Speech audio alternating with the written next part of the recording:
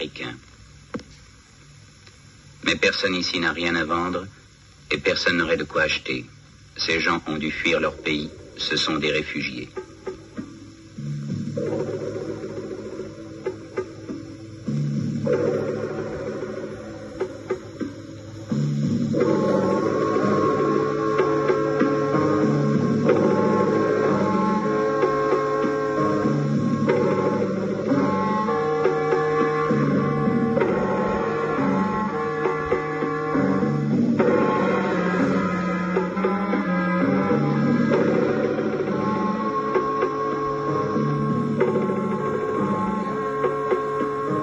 Depuis 1961, des troubles, puis l'accès au Rwanda, ont obligé quelques 120 000 personnes, pour la plupart des Watutsi, à quitter leur pays.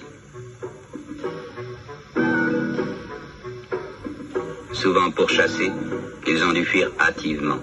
Ils laissaient tout derrière eux, leurs troupeaux, leurs biens, parfois même un enfant.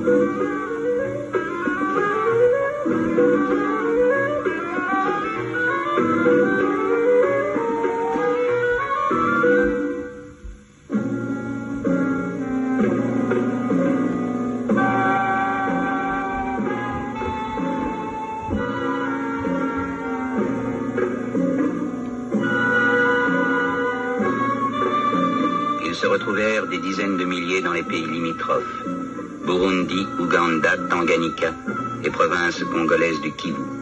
Ils étaient déracinés, anxieux, à la limite de leur force. Il en mourait jusqu'à 100 par jour.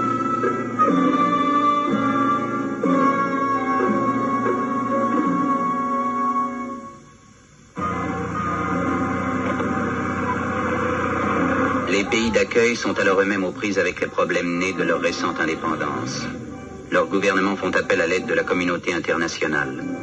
Dès mars 1962, à la demande et de concert avec le Haut Commissariat des Nations Unies pour les réfugiés, la Ligue des sociétés de la Croix-Rouge accepte de coordonner des programmes de secours. Ainsi débute la phase d'urgence de l'opération. Il faut nourrir, vêtir, abriter, soigner.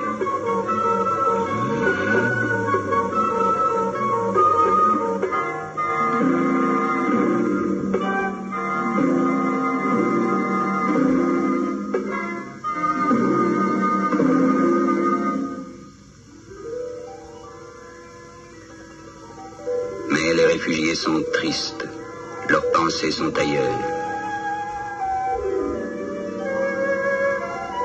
Là-bas, au-delà des collines, il y a le pays de leur enfance, l'odeur familière du troupeau.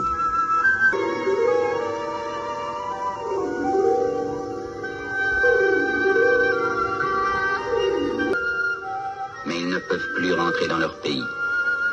On décide alors de leur donner les moyens de reprendre ailleurs une vie normale.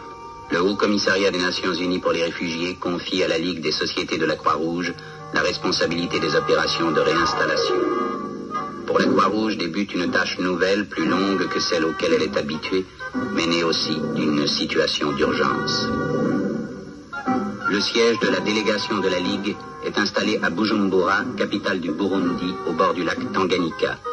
Alors commence une entreprise peu commune qu'une poignée d'hommes va porter à bout de bras pendant 2 ans. La tâche est immense, le pays difficile. Ils parlementent avec les réfugiés pour les amener à accepter leur réinstallation, les convaincre que les terres qu'on leur offre sont bonnes, ce qui est vrai. Au Kivu, ils prennent contact avec les chefs des régions où se trouvent les terres que les autorités congolaises ont offertes. Il faut créer de bons rapports entre les populations locales et les nouveaux arrivants. Ils constituent à grand-peine un parc de véhicules pour transporter les réfugiés sur leurs nouvelles terres et maintenir la liaison entre les centres et le monde extérieur. Pour la Croix-Rouge, les réinstallations se feront au Burundi, dans la province congolaise du Kivu et au Tanganyika. C'est des centres du Kivu central que nous allons vous raconter l'étonnante aventure.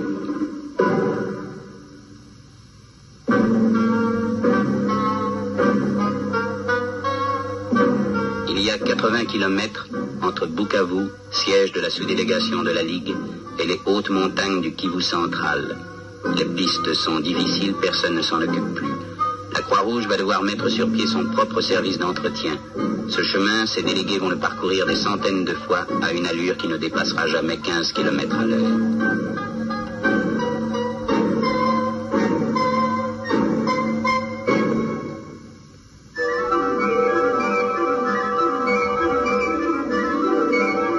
Cette terre promise, elle est à conquérir sur la forêt qui la recouvre. C'est ici qu'il faut bâtir des villages et gagner des champs cultivables. C'est ici qu'on va transporter camion après camion quelques 30 000 réfugiés.